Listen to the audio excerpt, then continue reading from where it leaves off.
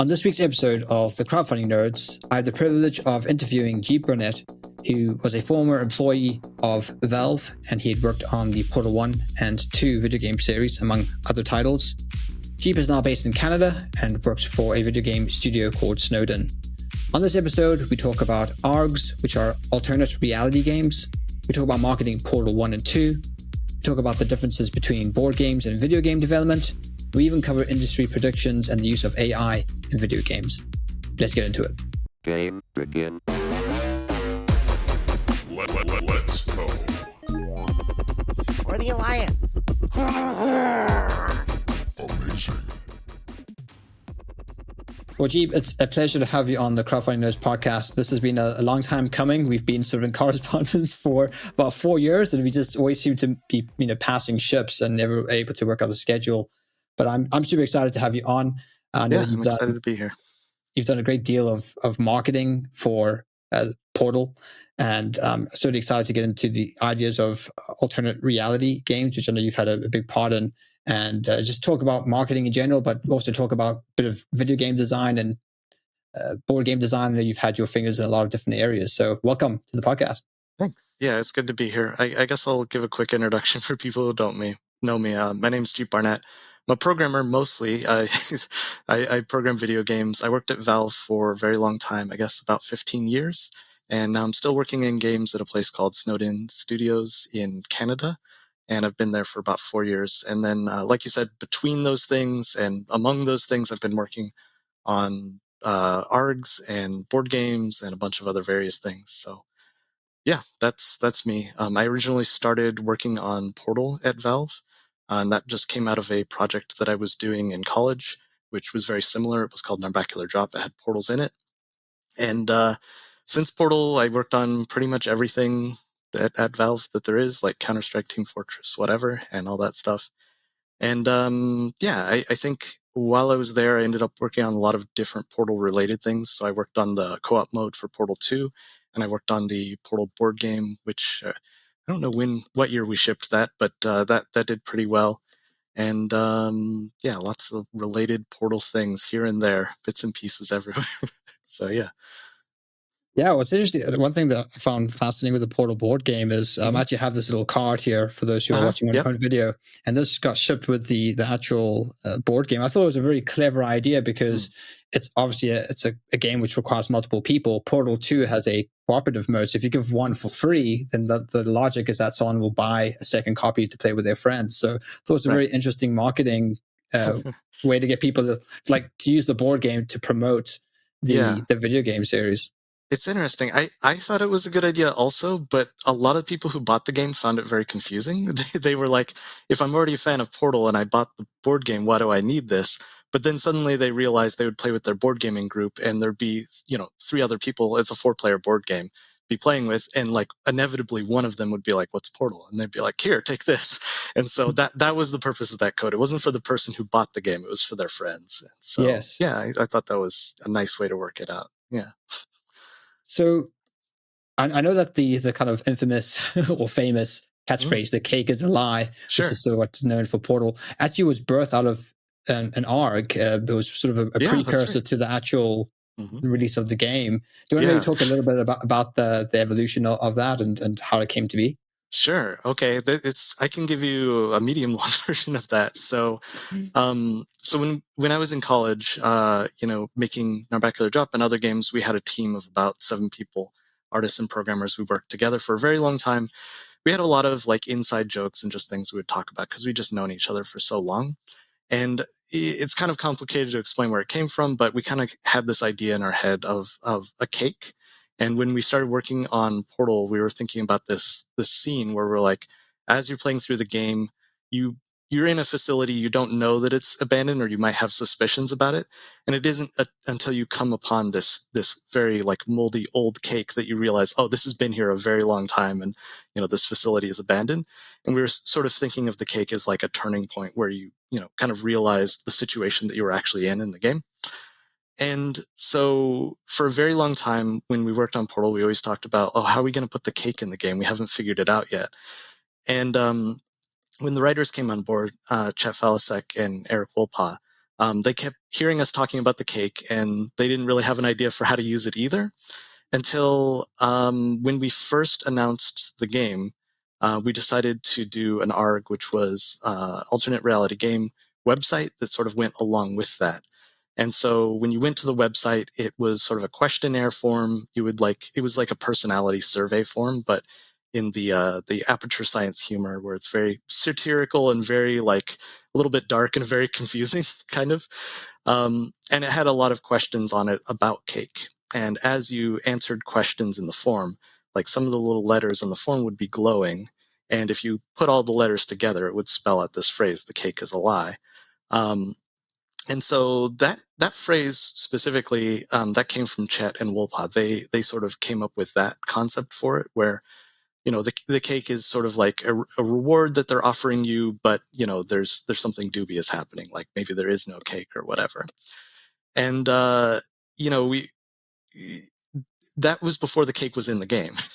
Like we just thought like, oh, this was kind of an interesting way to just raise suspicion about what this is and give people a little bit of mystery to try to unravel. And players went through the website. They figured it out very quickly. It was a very, very simple ARG. It wasn't a complicated one at all, but it stuck with them enough, and it came up as like a catchphrase that people were using long before the game ever shipped. They were like, okay, I guess we actually have to put the cake in the game now. And eventually we did figure out a way to fit it in. It's like near the credits of the game. But yeah, that's sort of where that came from. And that idea of using ARGs as a way to I guess another way to say it is that the story in Portal is very inexplicit. Like there's a lot of little threads of things that as a player you can observe them and you can tie them together, and there's some missing pieces you can try to fill in with your own imagination or through deduction, but it's never really spelled out exactly how all the pieces of Portal fit together. And I think ARGs are like a very good mirror of that, where you sort of have all these very different pieces of media all connecting in different ways, and you're trying to fit them together. It's sort of a external like meta puzzle kind of thing. And so the ARG that we did before Portal 1 worked very well. It also fit with the theme of Portal. And so then Portal 2, there was also some ARGs that went on with that game as well. So yeah, I'll let you have some words here, but yeah, that's sort of where it went. Well, it's certainly universe expanding, isn't it? And I love how it was incorporated into the game, because the cake is sort of used as a positive reinforcement. And, there's this theme of being a lab rat in Portal with the Rat Man and things. And, B.F. Skinner was, sort of known for putting rats in cages and kind of, using operant conditioning techniques. So it was introduced in a way that's very intelligent. And then the game being a puzzle game itself, adding all these kind of encrypted messages is a great way to, I think, unify the community. And it's very similar to crowdfunding, where you're involving your community, and they almost have because their involvement in the pre-launch of your actual campaign, they're almost having a say in how the game becomes developed. And that's exactly what happens here with Portal. So it's a very interesting sort of crossover between crowdfunding and how Portal was released. And look, I think Portal stands out in the video game industry. It's currently the highest rated game on Steam. If I'm correct, I think Portal 2 is the most rated game, or highest rated game on Steam. I think it's Portal 2. As far as I remember, if my memory serves me right. So this then continued with the launch of Portal 2. You continued this ARG. Was there any sort of trepidation on the team? Because I suppose with ARGs, you don't know how they're going to work out. Are people going to be super into them, or are they just going to fall flat? I know of one of our clients of ours who he's worked on AAA games. I think after the Xbox launch ARG, which was very successful, they decided to do an ARG, put a lot of money, a lot of effort into it, and it fell flat. So was there any kind of worry that putting all this work into an ARG and it's just kind of falling flat? Definitely. So first of all, I'm generally like a little bit of a nervous person, where I kind of worry about stuff like that. In this case, I was pretty enthusiastic about it. So there's actually two separate ARGs. Let me separate these out so it's a little more clear. There was an ARG to announce that Portal 2 existed, which took place inside of Portal 1.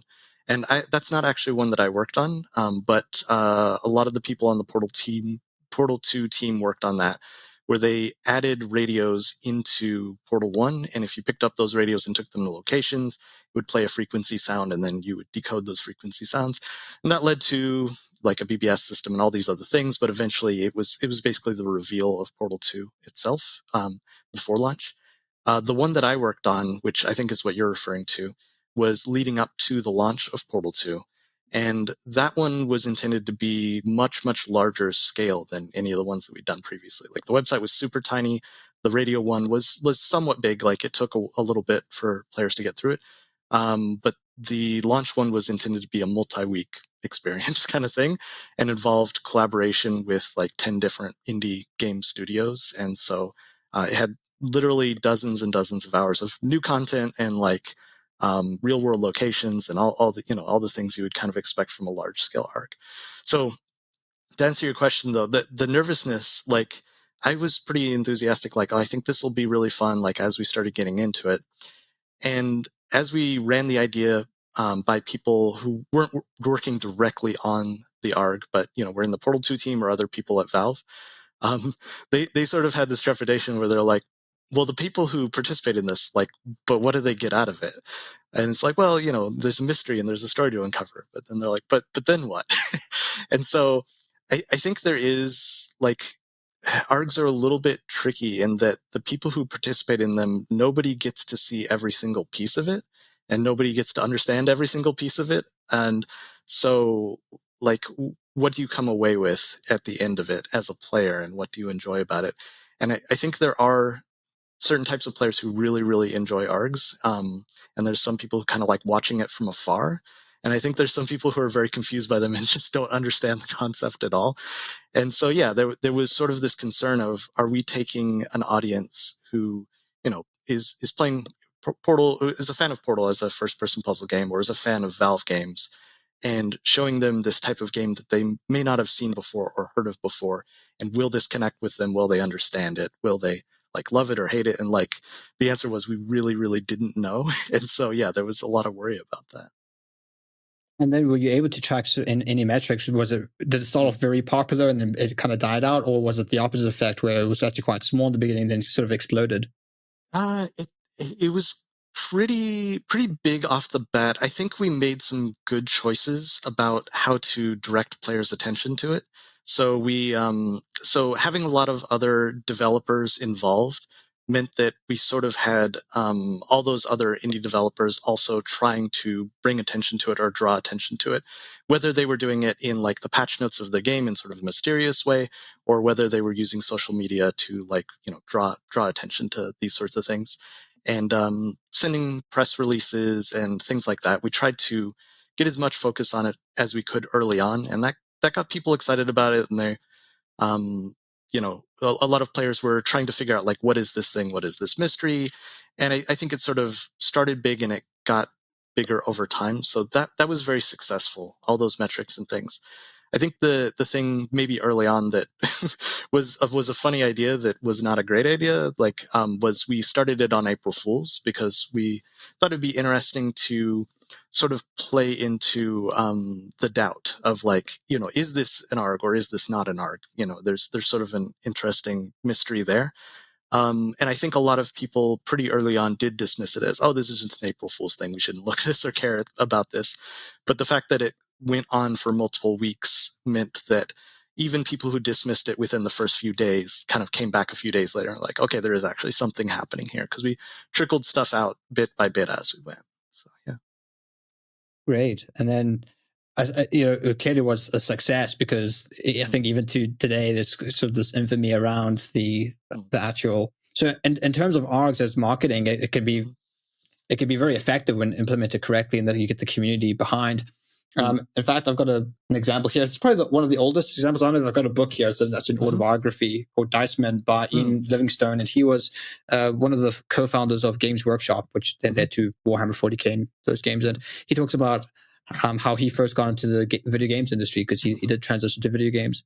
And in 1985, they created a game called Eureka, and they basically spent their entire marketing budget making their game, and essentially an ARG, because they said, well, the first person to complete this game and figures out the puzzle at the end, call this number, and then you'll win £25,000. So £25,000 back in the 80s was a substantial amount of money.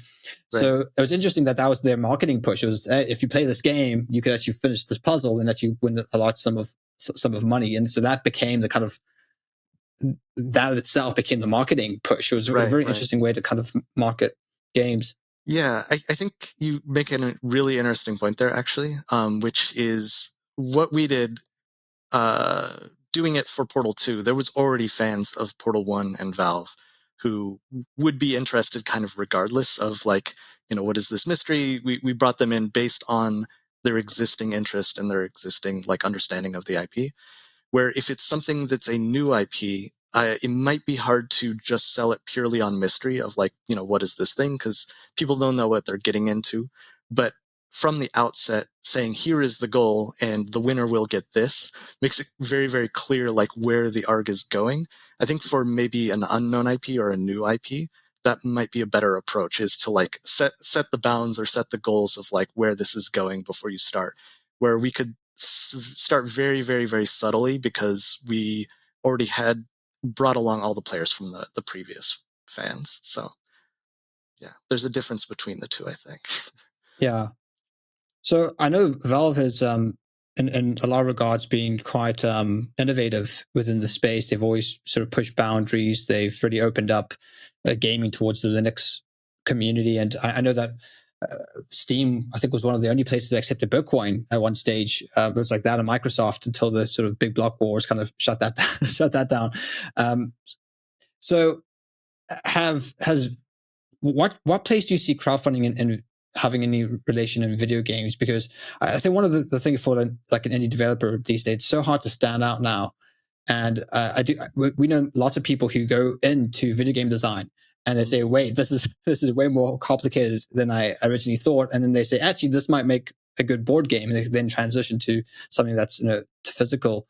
Do you see a push towards maybe more video games being crowdfunded? Because as you know, that's sort of the main way board games are produced these days is through crowdfunding. Right.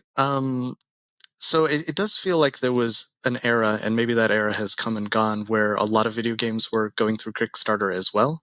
And yeah, I know that board games have had a lot of success there. I tried to fund a board game through Kickstarter and I failed. So I could talk about maybe some of the things that I did wrong there. But one of the main things I realized, one of the mistakes I made, is that a lot of board games that are funded through Kickstarter already have like a rule set in place and already have a lot of production materials that they're like willing to show to people and be judged, essentially, to say, hey, Kickstarter people, this is what we got. Do you like it? Yes or no?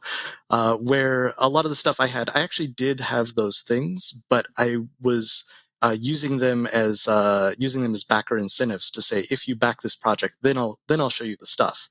But that was a very backwards way to think about it. I should have shown them the stuff and then seen if people were interested rather than the other way around. So one thing that I've noticed with games, I guess it feels like less of them are on Kickstarter now.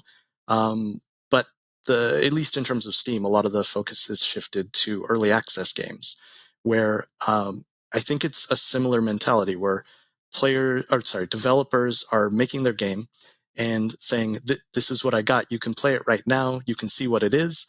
And you don't want to have something that's like, really just barely half baked or like, a very pre-alpha kind of thing. You want to have something that's actually playable and fun in its current state.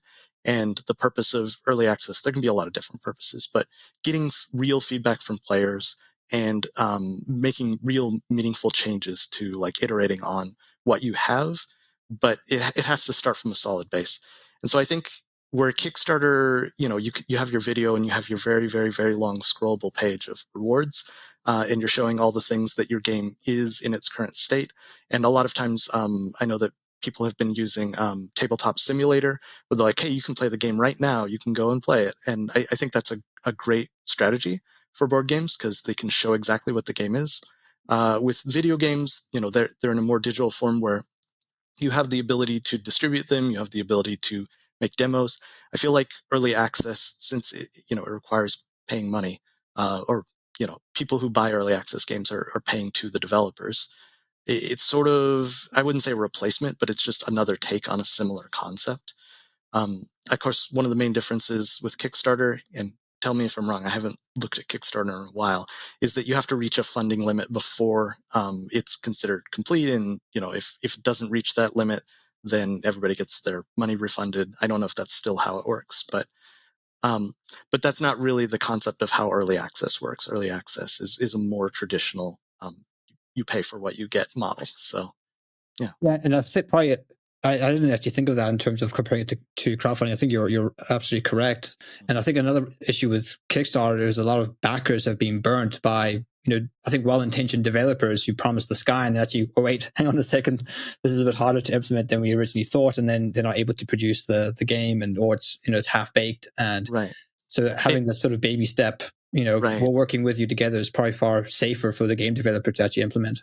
Right. And they can be burnt by the exact opposite too, where a developer who's very, very realistic about how long something will take and how much it'll cost might not be as attractive to people who want to, to pay into Kickstarter, because they're like, oh, why would I pay for this thing that I'm not going to see for 5 years or whatever?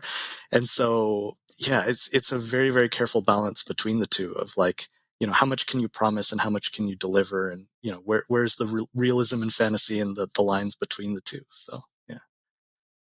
So you're in a rare position in that you have developed successful board games and successful video games. What are the sort of overlaps between the design process and both of those, or maybe what's the similarities? Might be a bit of question. Yeah, great question. So actually, the similarity, this depends on the developer. In large teams, when we develop games, everybody has a different role or what they're trying to achieve or what skills they bring to it.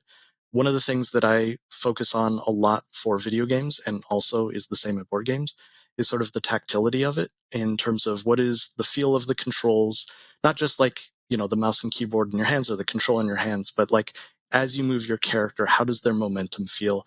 And can you, in your head, sort of map all the actions that you want to take as a player, intuitively understand them, get better at them, and that just the actual feel of moving through the levels and moving through the game, seeing things and making realizations about here's how this type of object works, stuff like that.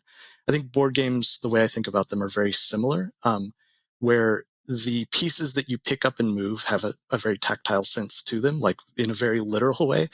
And if the objects that you're picking up and moving on the board, this is just a really dumb example, but if you have a card game and your cards are very, very small and hard to hold, then unless that plays into the theme of the game, it's just going to feel bad to play that game. Or if the text on the cards is very small, you're going to have to hold them very close. But this is me just totally making something up. But if your game's theme was about we're scientists and we're using microscopes to look at bacteria or something, that might be an interesting thing where you're looking at these. There's a game I played recently. It's called Forbidden Forest. It's in the series of Forbidden Desert, Forbidden Island, and Forbidden Sky. But Forbidden Forest is Jungle. Sorry, it's Forbidden Jungle is the new one. And in this game, it's a modular board game, so there's modular pieces.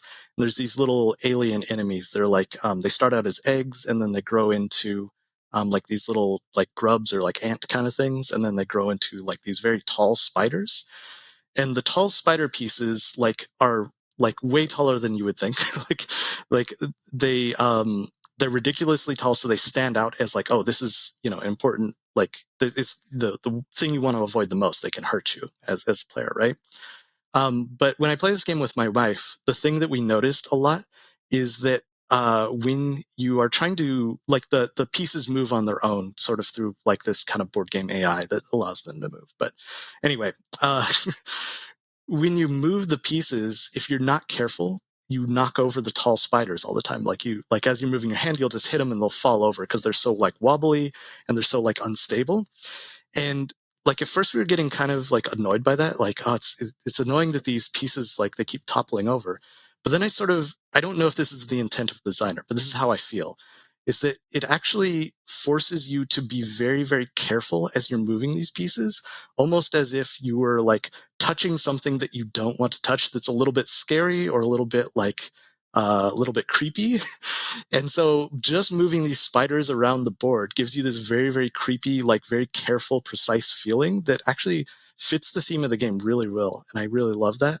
And so that's just, those are just two, I guess, examples.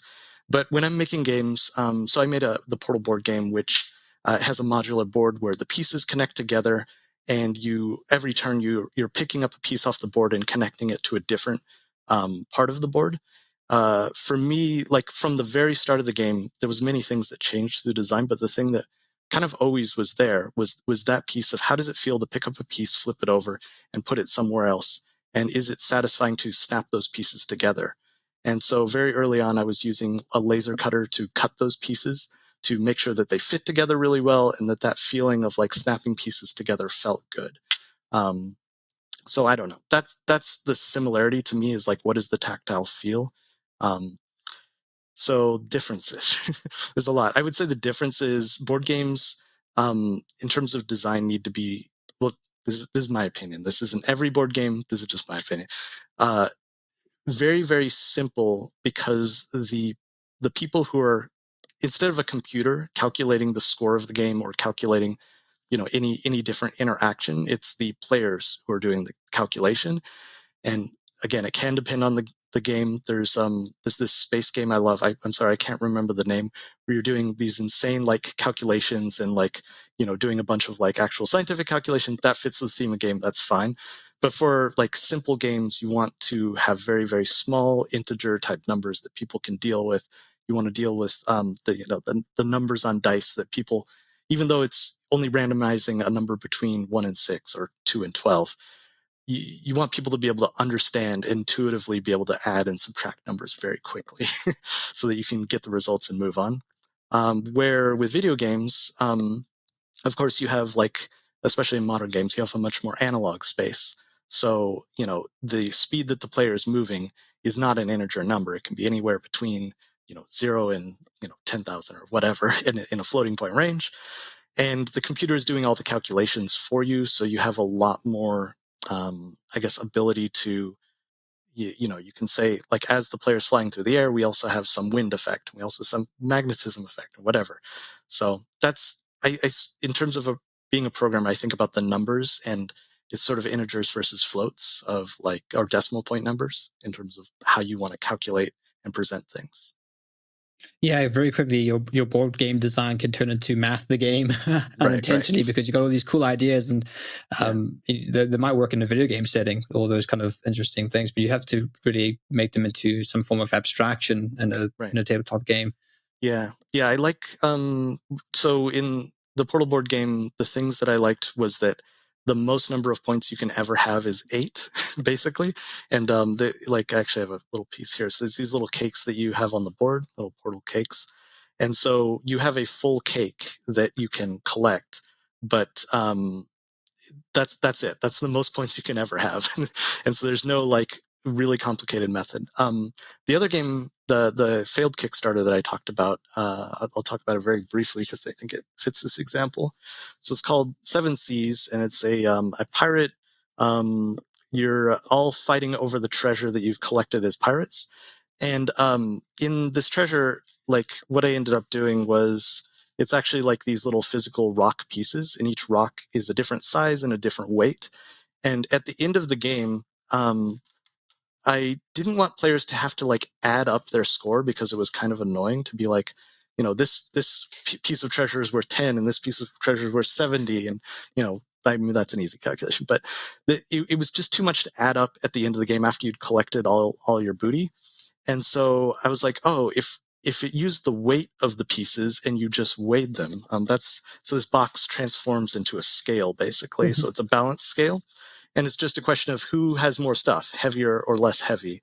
And it doesn't matter exactly how heavy, it's just more or less. Yeah. Then you could do the scoring in like basically half a second. You just pour all your rocks in the tray and pour all the rocks in the tray. Okay, mine weighs more, I win.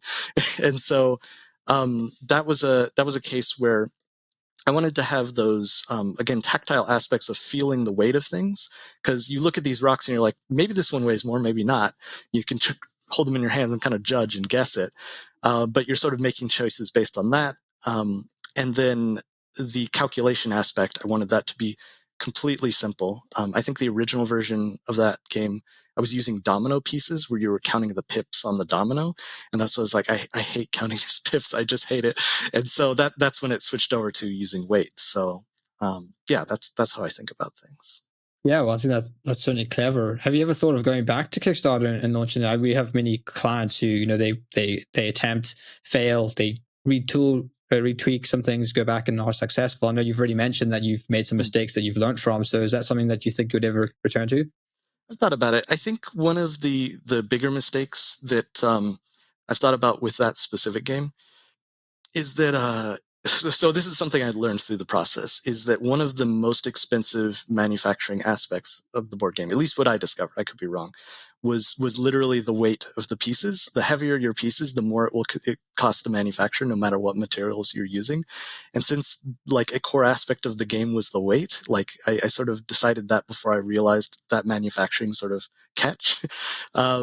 That led to me saying, oh, okay, although I'm doing this Kickstarter thing, I know that the expense of it is going to be high. And even though it was my first Kickstarter project, I again had to have a funding level. I try to be as realistic as possible. I had a pretty high funding level because that's just what it was going to cost to make.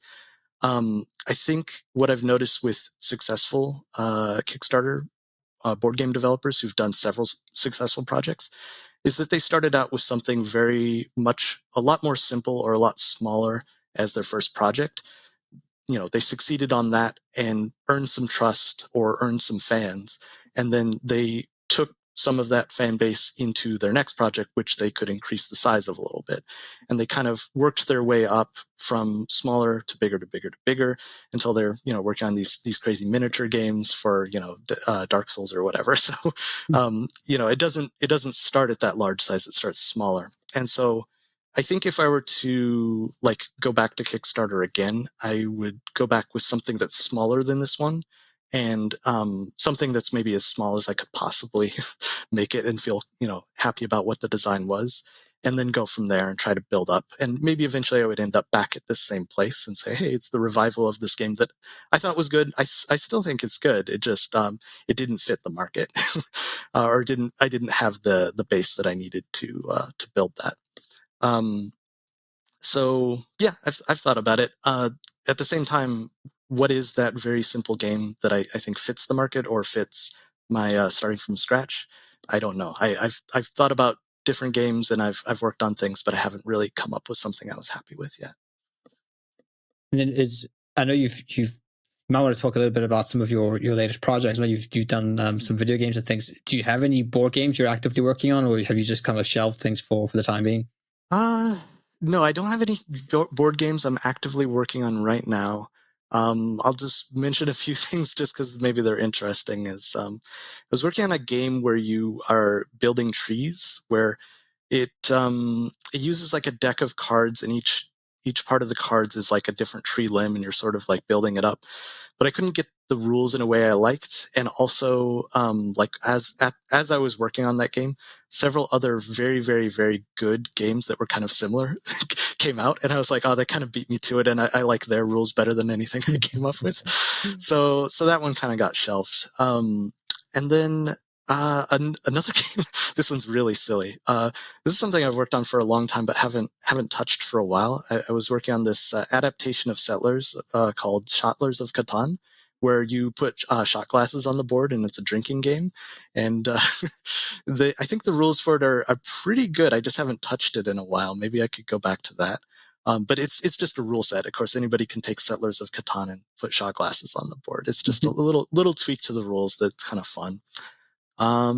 Says that, but no. The only other side projects, I guess it's maybe similar to a board game, is I'm working on a Korean word guessing game. It's pretty similar to Wordle, but Korean is something I've been studying a lot on the side.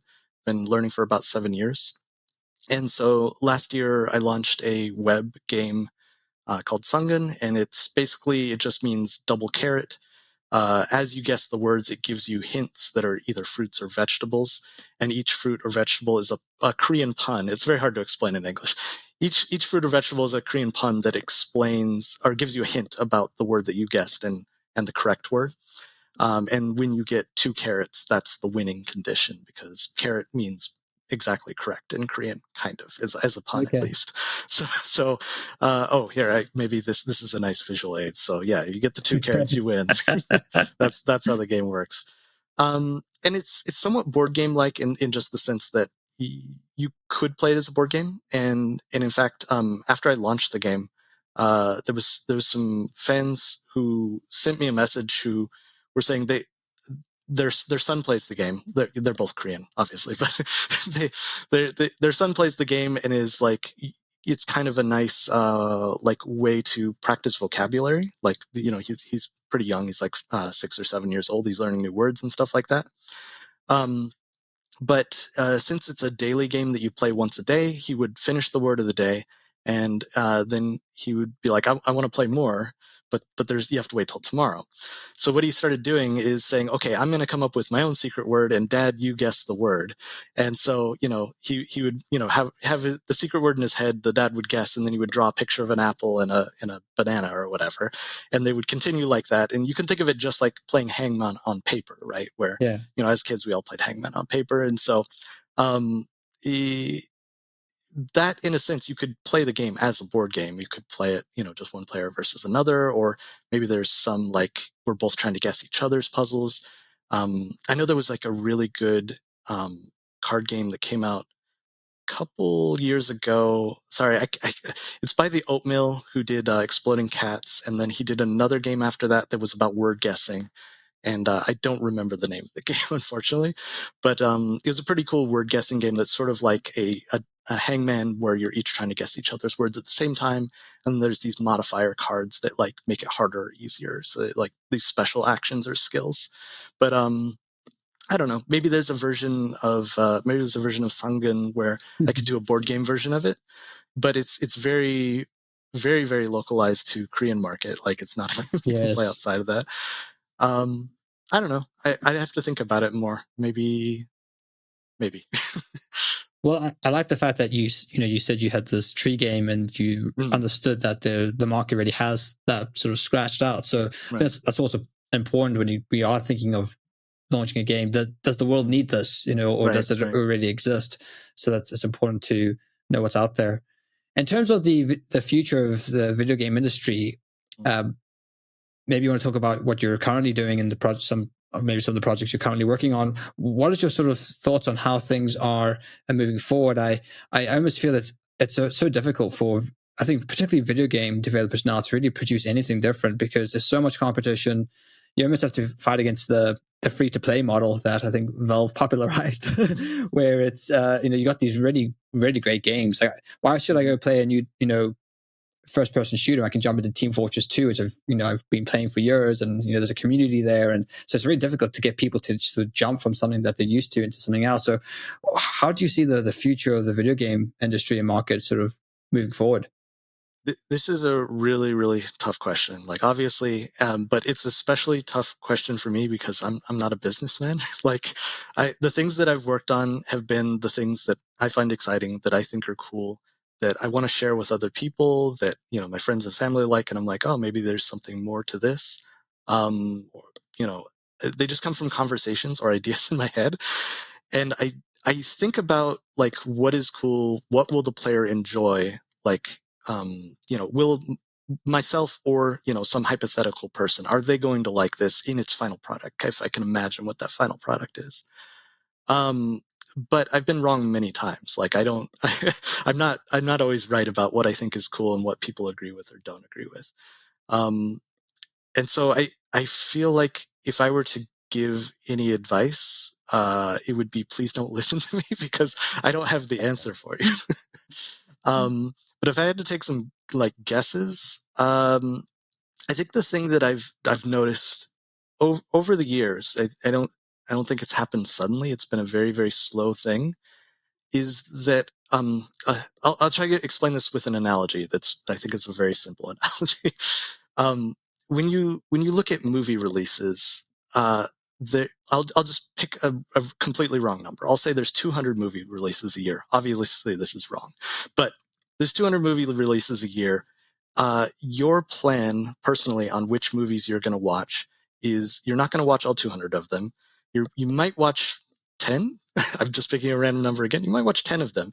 And the 10 that you're going to watch are the ones that personally like speak to you in terms of like it's attached to some IP that you care about, or the story just strikes a chord with you, or the trailer looks funny, or your girlfriend dragged you to it, or whatever reason it is.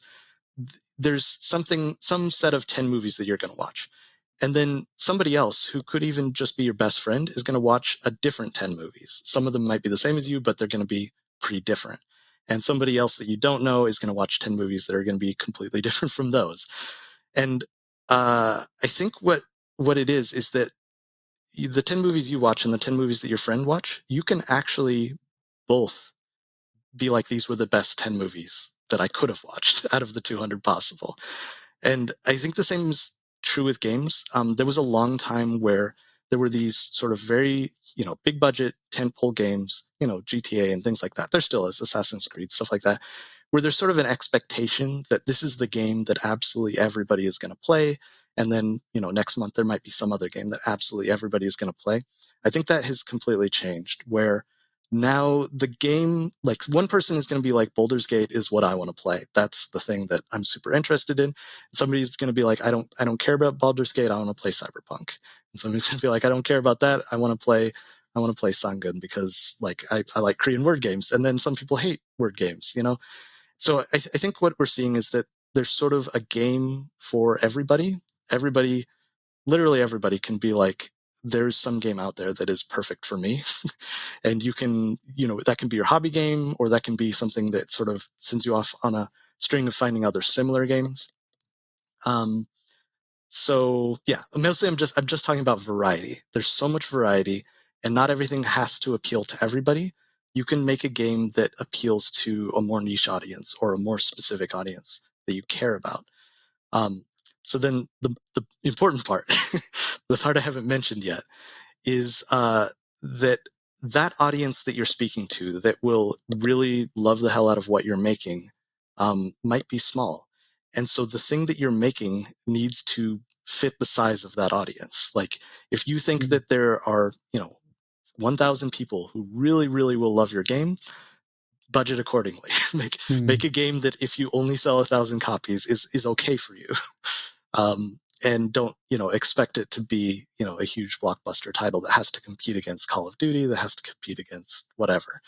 And so, yeah, I think that as developers, we can try to appeal to niche audiences, things that are specifically personal to us, or that are, just a missing piece of the market where there's not enough games that fit this style or whatever. But you have to consider what is the size of that audience and a budget accordingly. That's my feeling. Yeah, well, I think that's certainly sound advice. One thing that we've noticed from marketing over 200 games at this stage on crowdfunding is that the thing that really moves the needle is the theme and the art.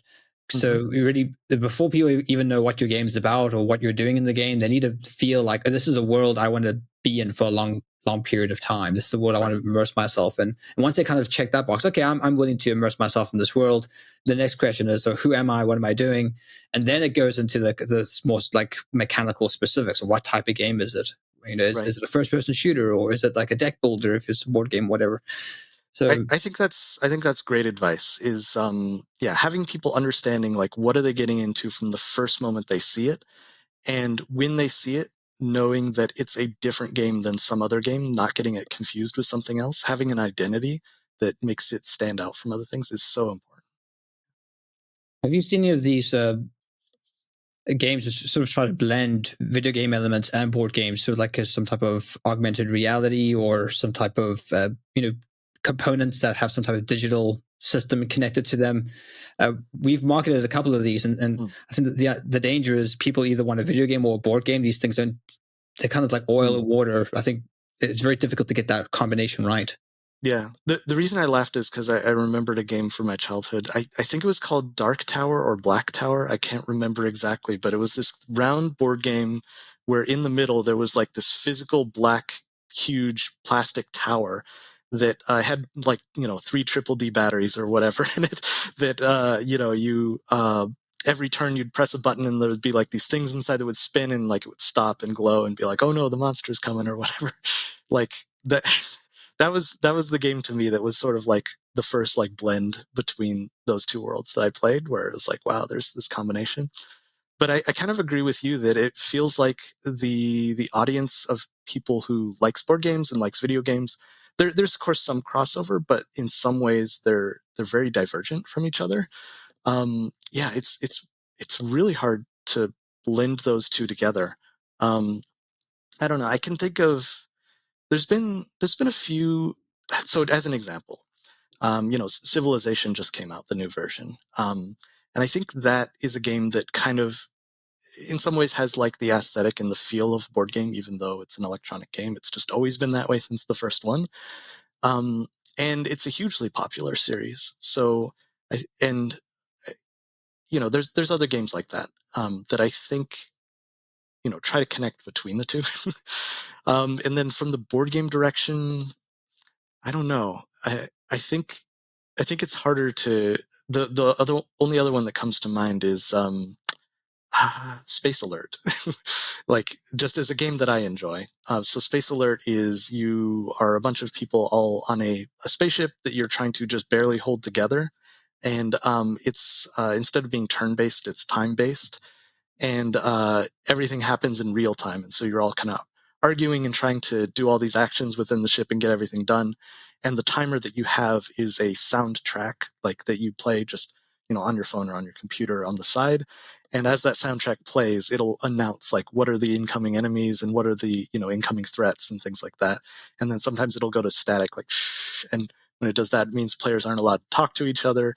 So I think there's sometimes like these really cool innovative overlaps between the two. I'm not sure if that's exactly what you're getting at, but those are the things that come to mind in terms of like success cases where it's worked. Yes. Well, maybe even broadly is the idea of incorporating technology into board games. Where I see it probably having more relevance is simply teaching people board games. I think that's the biggest barrier for getting into a board game. So what we're seeing now is a lot of kind of companion apps where you just install an app and it kind of gives you a step-by-step tutorial. And within 15, 30 minutes, you've, instead of reading this, 50-page rulebook, now you at least have a foundation to actually start playing the game and going from there. Yeah. I mean, I definitely am the kind of person who will like learn a game from the rule book, but like when I get like stuck in a rule and I'm like, I don't understand this, or like I can't visualize it in my head, I definitely like go to YouTube videos and be like, just tell me how to play this game, please. And so yeah, that can be like a very smooth experience for a lot of people wanting to learn how to play a game. I think that's a very good point. You also reminded me of like the XCOM board game where it had a companion app that like was very, very tied into the root of the board game, but I never played it, so I feel like I can't comment it on very well. And I'm a huge XCOM fan. I just haven't had a chance to play the board game. So well, I think the reading of the rule book is part of the experience of the board game. This is actually a conversation we had last week with about the idea that the experience is the product, not the game itself. So there's many people who will buy your game and might not ever play it because the experience is actually receiving it and opening it and keeping it on your shelf. And that might be the extent of which that product satisfies the customer. Absolutely. So, yeah, these are quite interesting. I'm interested to see the sort of video game space move forward in terms of incorporating AI into it. I can't imagine a open world role playing game where all the NPCs are controlled by AI and they have unique voices and the whole world can really be shaped. I think this is going to be quite astonishing to see within the video game market. I don't know, what are your thoughts in terms of the possibilities of incorporating? I suppose video games have always had some form of AI with you. When you find an NPC, right? I know the Half-Life games are really with the Combine that kind of surround you and they throw grenades and it's all kind of very much orchestrated in a way that's controlled by AI. Right. Yeah, I mean, the term has shifted a lot in just the last couple of years. AI, a lot of people say now they're referring to LLMs, where, traditionally in video games, when we talk about AI, we're talking about like movement or like routines or patterns or like, those sorts of things, decision-making trees or even like learning AI, which is, again, a different thing completely. I think we need to start making like more specific terms for Yeah. these things, and pathing and things like that. Like RTS games, like pathing was a huge part of what AI was. So I don't know. I mean, games have always used AI, and they, in terms of that older school concept of it. In terms of new stuff in LLMs, it's interesting because like I feel like we're sort of scratching the surface of is there a new genre, or is there a new type of game that is like going to really find a cool use for this and do something interesting with it. There's a couple games that I've played that have done like very innovative stuff. So one of them is called something the Smoking Gun. Sorry, I forget the full title.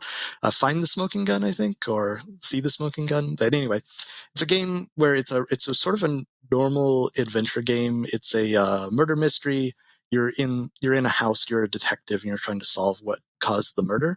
And that part is all pre-designed. That's not AI. But the part that is AI is there is literally a AI robot character in the game that you can talk to and you can ask questions. And they were a witness to the crime, or at least they were a robot butler within the house where the crime happened. And so you can question them and ask them questions, and all of the things that they're responding with were not pre-written. And the questions that you can ask are, anything that you can type, basically, or anything you can say. I think it also has a microphone aspect to it.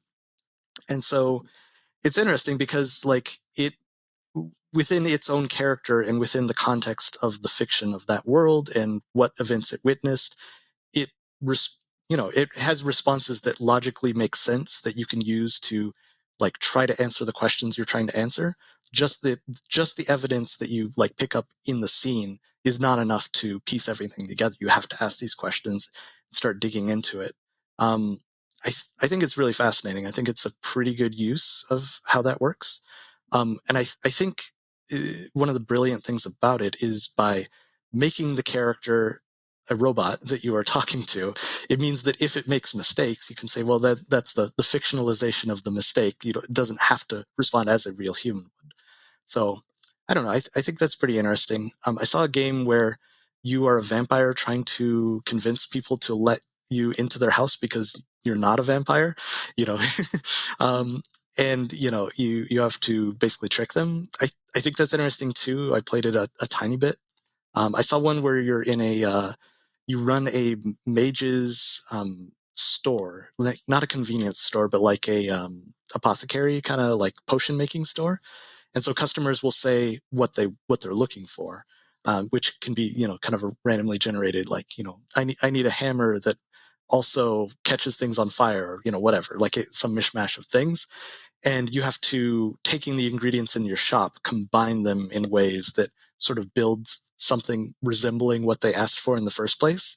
And the way like it takes nouns and verbs, and like by nouns and verbs I mean the objects in the game, but the way it combines them together is nothing is sort of predefined. It's all using the AI to decide when these two things combine what comes out. I think it's interesting. I think there's something there. I don't know. It doesn't fully work as a game, but it's close. It's like onto something, and so I think we're sort of on the verge of that. I don't know. I'm not sure where it's going to go. It's very, very interesting, and personally, I haven't come up with any good ideas myself, so I don't know. Yeah. Well, I'd love to see a GLaDOS LLM where you type in prompts and she just insults you constantly, tries to gas you with neurotoxin or something. Jeep, it's been an absolute pleasure. Is there anything you would like to maybe finish up with, direct people towards, or conclude with? Okay. Yeah. One quick thing I guess I'll say, is this the plugging section? I'll do a couple plugs. Well, you could use some plugs, and then anything else you want to say. No, really just it's not just a plug. I hope this is interesting to people. So I do have a YouTube channel. If you look for it, just search my name, Jeep Barnett, on YouTube. You'll find it. Most of the content there is actually Korean. I do Let's Play games, blind Let's Play games of Korean games. But every once in a while, and if you look at the playlists, there's a playlist that says, here's all my English content. So if you want to look at or listen to me talk about certain things, I talk about game development, and I talk about just weird topics. And I did a documentary, as you mentioned. I did a documentary about a Korean singer, but the whole documentary is in English, and it will teach you, like, open you up to maybe a new world you hadn't known about before. My game's Hungen. I have a video that explains everything about that in detail in English. So yeah, and then there's some educational stuff if you just want to learn more about programming or learn more about other game development topics. I have a few lectures and things in there. Yeah, there's actually a math lecture I want to record and do soon, but I haven't had a chance to do it. So I don't know. Maybe you'll find something there. Maybe you'll find that interesting. My website is jeepbarnett.com. If you go there, that has links to like all the different little side projects as well as like stuff I've done at game development studios. It's all there. You can kind of poke around and see if you find something that you think is cool or not. So yeah. Great. Well, we'll make sure to keep all those links in the show notes.